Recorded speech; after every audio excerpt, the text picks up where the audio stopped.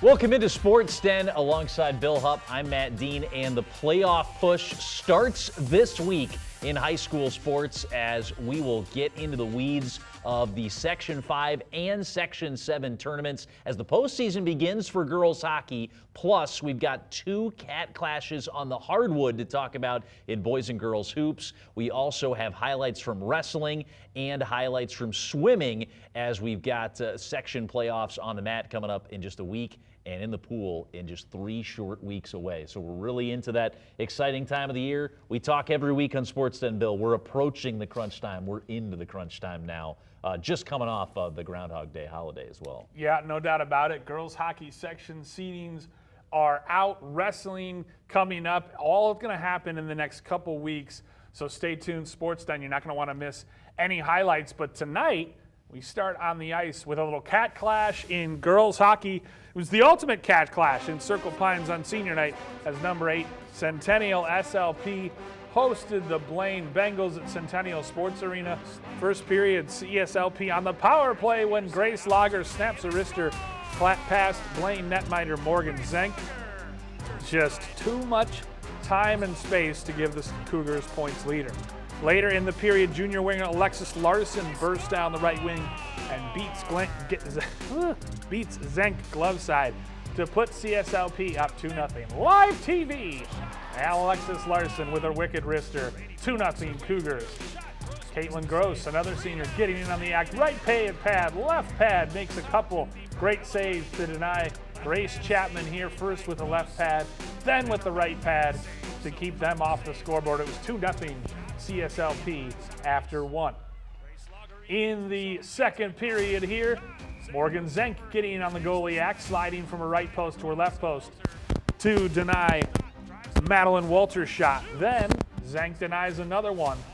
And before the Bengals get it on the board on the power play, Maya Gunter getting in front of the net and tapping it home to cut the deficit to just a single goal. You see that net front presence, just poked it past Gross, and it was 2-1. But they quickly got it back. Annabelle Bucciaconi with a wicked wrister from the top of the left circle. Beautiful goal for her, and it was a 2-goal advantage once more. Then in the third period, another senior gets in on the act, as it was Sophie Shimbakuro who poked it home to make it 4-1, less than a minute left. Great job by Bucciaconi to get low. Bella Brady from the top of the slot on the power play late to make it 4-2. But that would be it. They win on senior night, 18 in a row now for the Cougars. 16 straight wins for the Cougars. You're not the most prolific scorer on the team, but take us through that goal you scored tonight. It was a great play going up the ice. I was really focusing on crashing the net, and I just wanted to make sure that I got there for the rebound if there was one. And to be honest with you, I didn't really see it go in until after, and before I knew it, my teammates' arms were around me, and I was just really excited because obviously it's a huge night. I saw you taking pictures with a couple of Blaine players tonight. How do you know the girls on the team, and do you have some close friends? Is it kind of fun? Does it make the rivalry that much more special? Yeah, of course. I grew up playing with Blaine, so I'm from Spring Lake Park. So those girls are the ones that I played with when I was just starting, could barely skate. We tied each other's skates in the locker room, and I have a lot of great memories with those girls, and it was super special to have a senior night with them, and I was just really glad that I got to see them again. What has been the key defensively for you guys to be able to really turn it on late this season? Yeah, I think our defense is such an important part of our team because that's really where we get our offenses in the D zone. It's so strong, and we can't have any offense if we don't have good defense. So, how good is this team playing as you enter the playoffs? You have to feel like you have a lot of momentum heading into section play. Yeah, we do feel that. We feel the momentum, and we feel that's what gets us ready for every game is the momentum we have from the past games. As we take a look at the final conference standings in the Northwest Suburban, Centennial, Spring Lake Park, and Andover finished tied at the top. Those should be the top 2 seeds in Section 5 and Section 7, respectively. Blaine with a really good season. They're the 3rd seed in Section 7, and we'll take a look at those brackets shortly. Yeah, first piece of a Northwest Suburban Conference title under Sean Moline, and the first one for the Cougars since 17-18, sharing the title, but just about as sweet. So congrats to the Cougars. Yeah, huge season for them. Andover takes the top seed in Section 7 AA. Blaine gets the 3rd seed. Should have a big matchup with Grand Rapids Greenway. They may have to go up north if they want to get back to Fogarty Arena and play for a section title on home ice, but should be compelling. Obvious favorite being Andover. As we take a look at the projected standings for Section 5AA, they're actually meeting right now, so this is what we think it could look like, although Matt, you think some of the bottom seeds might be different. Yeah, if we went straight off the computer rankings, this is how it would go, but actually Mounds View Irondale likely will be the 8th seed because they lost to Osseo Park Center head-to-head. Regardless, Centennial SLP going to be the heavy favorites to make it back to the state tournament, although Maple Grove should prove a very compelling section final should it come to that. Yeah, the top 4 seeds likely to be those, and it's been a great rivalry between Maple Grove and Centennial SLP, and the way both of those two teams are playing right now would all be surprised to see them playing for the section final, and we very well may have it for you here on North Metro TV as we take a look at boys hockey. Yep, so regular season's done for girls. We're down to that stretch run in the boys standings. Centennial checking in at 11th in the state in the Class AA rankings. They are 8-0-1 in their last 9 conference games since losing to Champlain Park back in late December. They will have 3 of their last 4 games in the conference on the road. So Centennial in a good position right now. We'll take a look in a little bit, some big games coming up. SLP sit down in 9th and Blaine in 11th in the NWSC. Bengals have lost 3 of their last 4 after falling to Coon Rapids on Thursday. Sam Shaughnessy, a junior, with his 8th, and Tanner Ferdig, a sophomore, with his 4th, scored the 2 goals in the defeat for Blaine. Next 3, all in the conference, though, for the Bengals, including a pair of ranked opponents in number 7 Andover and number 11 Centennial. Next on the docket, how about that game on Tuesday, Bill, at Maple Grove for the Cougars? Probably decides the top seed in Section 5AA. Yeah, you would think. Cougars playing super well right now, just like their girls team is, but that's a daunting stretch. They started out with a win against White Bear Lake, but 3 more tough ones, especially the way Elk River is playing right now. And then Andover, of course, always tough. They get them on Saturday. So that'll determine a lot in terms of where their seeding is at. But right now, you figure they're in line for one of the top 2 seeds, especially because Rogers is having somewhat of a down season. Yeah, and all those upcoming schedules you saw takes us through the end of the regular season as well, too. So we're almost finished in boys as well as hockey. Still have some time left for things to kind of shape up here in the basketball season, and we'll take you to the hardwood here with some girls highlights to kick off the basketball part of the show. Cougars and Bengals in a Cat Clash, second meeting of the season after Centennial won 74-53 at Blaine. Bengals running the floor, and Aubrey Pelkey running right to the rim there with a pair of Marissa Frost stealing some lunch money and taking it end-to-end for the score. Cougs lead by 2 4 minutes in. Blaine showing their aggressive defense in response. Caitlin Wozniak with a steal and score. Tough one high off the window. Just 4 points in this game for Wozniak. Still a 1-point game. We can do it. Rosie Rikucki, the sophomore, looking like Rosie the Riveter, thinking about flashing the guns there. Frost in the corner. You're not going to defend me. She'll hit that one as she cashes in for the go-ahead tray. The NDSU commit had 22 in this game. Frost with a rare miss there, but Autumn McCall, the future St. Thomas Tommy, cleaning the glass with 2 of her 10 on that play. Cougars continue to be dominant inside. Sophomore Sydney Schmitz with the hoop in the and 1 makes it a 3-point game. How about the footwork on the Euro step from Jordan Metz, with the Cougars starting to pull away late in the first half. Frost with the layup to make it a 13-point gap. Going into the locker room, she wouldn't stop to begin the second half, dropping this 3 through to start the second stanza. The Cougars with a 16-point lead, cut into on this layup and 1 by sophomore Marley Jansen. But Frost, who can facilitate 2, dishes here to 10th grader Molly Munson, who splashes the triple, the 19-point gap, the largest of the game so far. Abby Pelkey would stop the bleeding there with the 3 for Blaine. And then Brianna Cummings with a foul for a 3-point play would start to cut away. Jansen with a nice defensive play here, the steal and the score, but it's too little, too late for the Bengals. Centennial would add 1 final bucket here to win by 21 and finish off the season sweep of their rivals. It's a big rivalry, so it's always really good to win, and it's even better they're a section opponent, so we kind of secured that second spot now. And I think it's just a really good confidence builder for the team. Yeah, you touched on that, of course, being in section play, what that's going to look like, obviously trying to secure home court advantage throughout sections. And ultimately, how much was Coach talking about that coming into this game today?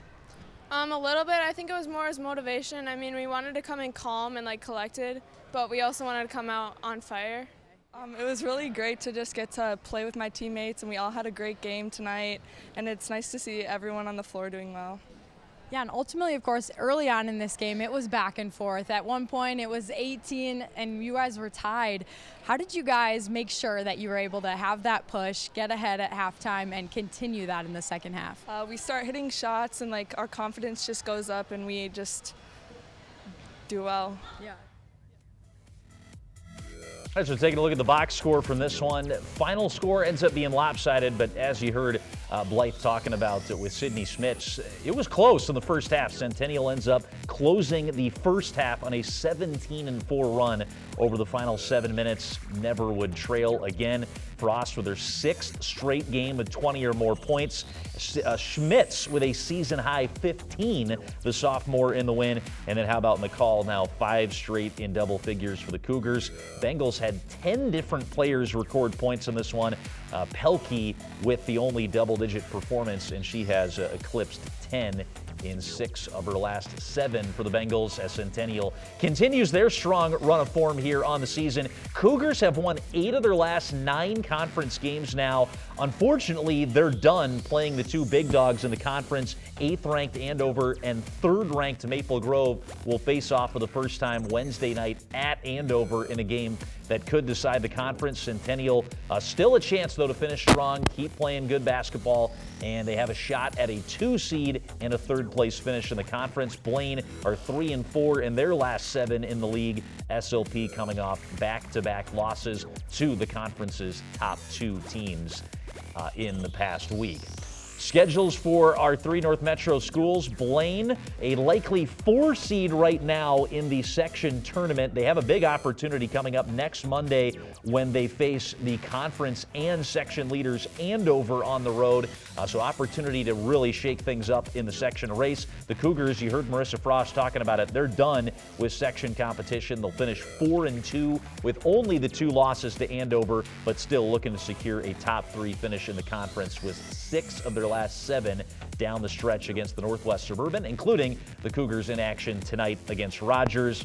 SLP, after losing to 3rd-ranked Maple Grove last Thursday, have dropped 7 of their last 9, but some big opportunities in the section as they will face Osseo and Park Center to possibly make up some ground and secure a top 4 seed in the Section 5 tournament that features the Maple Grove Crimson. We had a cat clash in boys basketball as well as Centennial visited Blaine with the Bengals hoping to snap a 4-game losing streak and avenge an earlier loss to the Cougars. Ethan Pettis had it going early, draining a triple from downtown to start the game. He led 6 Blaine players in double figures with 20. Jacob Hosfeld, 3 of his game-high 22 for Centennial. If you like 3-pointers, you're going to like this game. Jordan Lyon straight away. And that's the other Pettis. Blaine draining it from the left wing. Meanwhile, Kristen Hansen posting in the paint for 2. And then more 3s, this time from Luke Gunderman in the corner. 3s, and more 3s in the first half. There's one from the left wing, Lyon again. Ty Burgoon from the corner, draining it. Alvin Payne must have his license because he's the only one willing to drive in this one as he got into the paint for 2. Blaine leading by double figures at this point. Another 3-pointer. Second half action now. The 3s continue to fall. Ethan Pettis and then Payne with the spin move, the hoop and the harm.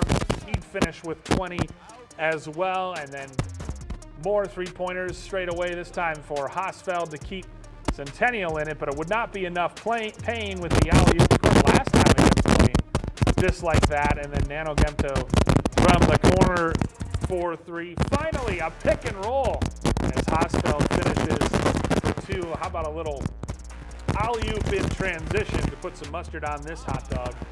Bengals score a graphic busting 108 as they blow out Centennial by 30. Guys recede from Centennial to start the season. It feels great, especially after the first loss at their place. That one was crushing. We were up big at half. They came back. They got us. We're in a little bit of a losing stretch, but I think we're playing great basketball, and it felt really good to come out and stomp them tonight. Right. That leads to my next question. You guys have been on a 4-game losing funk, but now after this win tonight, you guys are back on track. How does it feel to get back on track? Oh, it feels great. I mean, we've really locked in practice. We focused rebounding, defense, and I think that's shown in our play. And I think this is going to flip a really good page for our next few games. As we take a look at that impressive basketball game summary, 6 players in double figures for the Bengals. Pettis and Payne leading the way with 20 apiece. Couple good scores for Centennial as well, but you're not going to win many high school, college, or pro basketball games. Well, maybe pro, but high school and college, if you give up 108, you're not going to win many games. So big blowout for the Bengals. Big confidence booster as they break a 4-game Bill, losing did streak. you get 5 in that one too? What? Did I 5 get points? You were good for 5. Yeah, in that no, I game, too, was. right? I was, yes. Just by calling this highlight, I was credited with a 3-point play. So, yeah, big result there. Team still near the bottom of the standings, however. Blaine picking up its second conference win as they have just a couple more conference losses. Spring Lake Park in the middle. Totino Grace just getting a nice win to stay atop the conference. They've dealt Park Center their only 2 losses of the season. So very top-heavy conference this year as usual, and a tough conference to try to rebuild in. Centennial and Blaine, though, providing some entertainment in basketball. As we take a look at the upcoming schedules for both teams, Bengals got a couple road games coming up, including a cat clash against Spring Lake Park. Spring Lake Park, meanwhile, with 3 of their next 4, they've lost a couple in a row. Tough part of the schedule, playing Andover and Maple Grove, and that will take us through the end of the regular season right here. So that will lead us into playoff time, and each team positioning itself for seeding in the section playoff. Should be fun. We, of course, are going to have March right around the corner. And as we alluded to at the top of the show, section playoffs for wrestling starting next week. And we're about 3 short weeks away from sections in boys swim and dive. As we'll head to the pool here, we've got Cougar action as they hosted Anoka in a Northwest Suburban Conference duel. We'll start with the 200-yard medley relay. This was the JV heat, an all Cougar group that went first here to start out the day. And then the second heat, it was Chase Horseman, Alex Peacock, Ethan Stenga, and Gavin Manthai, a sophomore, who placed first in that event. 200-yard IM and JV again. It's senior Malachi Leak who wins it with a time of 2:37, and the Cougars led it 29-17 at the diving break. That was 8th grader Blake Thorson who won the competition, a straight back dive there. 100-yard butterfly again in the JV. Jaden Manthe won with 1.07 his time, and then in the 100-yard butterfly, 7th grader Dayton Frankie winning for Anoka at a time of 58.98. Photo finish in the 100-yard free. That was Talon Greason Stormoen who won by about a 2nd and a 10th. In the 500-yard freestyle, Centennial sophomore Isaac Wynn with the win. In the 200-yard free relay, junior Joseph Murray would anchor the Cougar relay to the victory. In the 100-yard backstroke, the Cougars junior Caleb Cregan wins it in that one. The 100-yard breaststroke, you'd see the Cougars finish first here, but because of a disqualification, Anoka's Charles Gabty in lane 4 would take it. The 400-yard free relay, the Centennial team again disqualified, and Anoka takes the top 3, but Centennial wins the meet 99-79. A group of buddies won the 200 medley. I swam the fly split, and we really cranked down on that one, pulled ahead pretty quick and maintained that. And it came down to the last couple of seconds, but it was a good, solid race. I helped bring my 2 free relay to score some really solid points for Centennial, and my 100 fly, although it was not first, did bring in a good heap of points for Centennial. It was a nice, solid race. I'm proud of it. Well, I came into that event, I was seated 3rd, and I finished 1st. I ended up PRing, so that felt really good. I really just took it strong and ended really strong, and it was a really close finish, but it felt good, and I'm glad I could bring in points for the team. So relays, I swam in the 200 free relay with Joe Murray, Isaac Nguyen, and Manny Pocher, and we took first in that. It felt really good to swim. Obviously brought in some great points for us. And then at the end of the meet, the 4 free relay, I swam with Benno Schubauer, Isaac Nguyen again, and Caleb Cregan. And that's a really well-rounded team. And again, got first and brought in some good points for us. And I went second, built up a good lead. And of course, Benno and Caleb just really drove it home. So we did really good. Great race.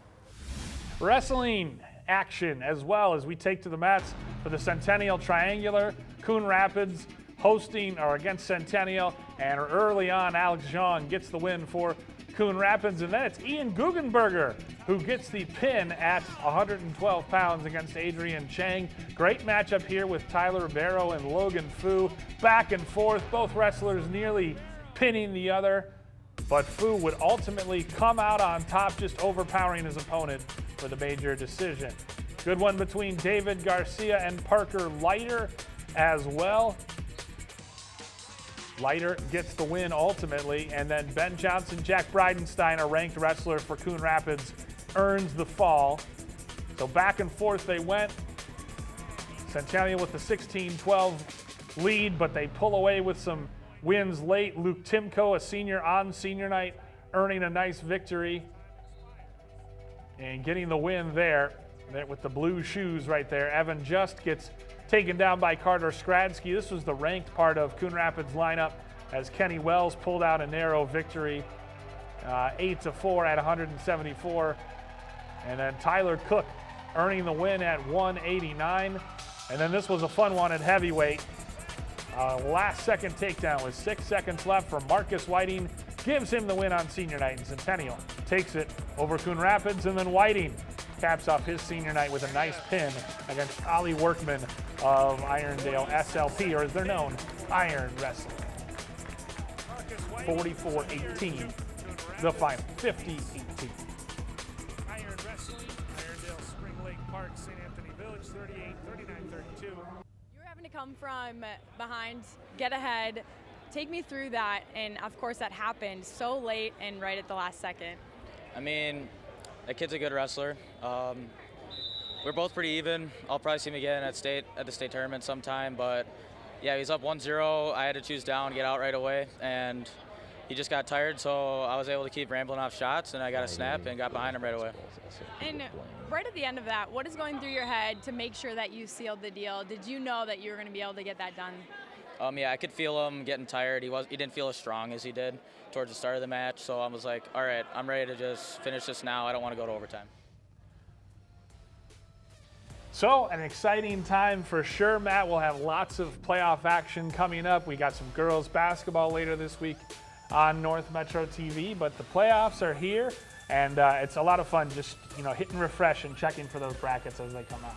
Yeah, I mean, we'll be having state hockey at the X before we know it, and of course, everything that you need to know about the playoff season. We'll be talking playoffs all rest of the winter right here on North Metro TV. All right, big thanks to Ted LaRue, Matt Dean, Shelby, A.V. Becker, Shelly, all of our entire crew. Sam, that's it. Thank you. North Metro TV, episode 22. Stay with us for the playoff push here on Sports Den.